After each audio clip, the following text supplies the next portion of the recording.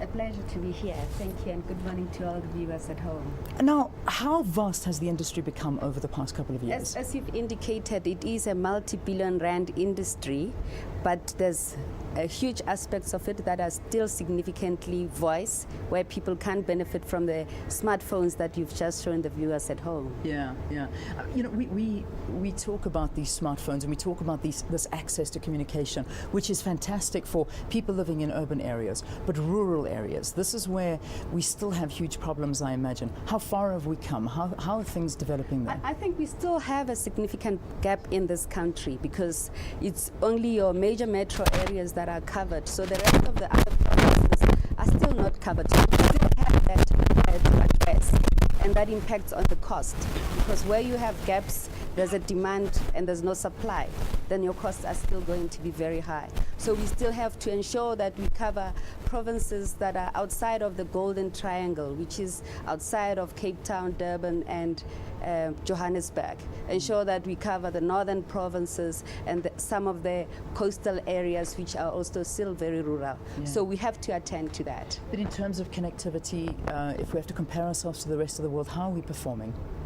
Well, I think from a voice point of view, we are very much comparable, because I do believe that people can get 2G all over the country. Yeah. But that means that you can't use your iPhone if you're outside of Gauteng or outside of the major metro areas. So when it comes to data, we slag behind the rest of the world. Yeah, so that's something we need to move fast, because we're losing a lot when we're not moving forward like that. What are the greatest challenges? What do we need to do to catch up? I think some of the greatest challenges are regulations and all aspects of regulations, not only telecoms regulations. We need clarity on the policy, on how the private sector and the public sector have got to come together.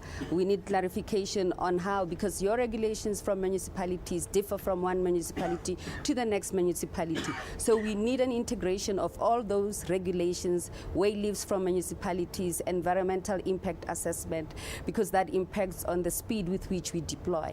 And obviously our country is not a homogeneous terrain. You know, the topography of the country changes from one area to another. We just have to accept that we have very high mobile penetration, so mobile should be the way we go for data. Yeah. Okay, so we need both fiber and wireless technology for us to be able to achieve what we need to achieve in the country. All right, quickly, what does the future look like? We talk about, I have spoken about earlier where we've come from, and it's massive. I mean, I remember those days of sticking a wire into my computer, dialing up through my telephone, dropping it, and those days are gone. Where are we going?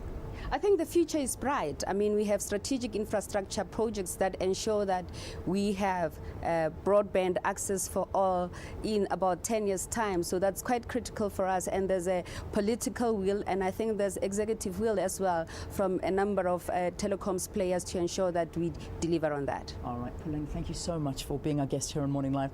It's been a pleasure talking to you and getting a glimpse into the future of what we can expect. Puleng Kwele, who is from Broadband Infraco, she is the Chief Executive Officer. Thank you. Thank you.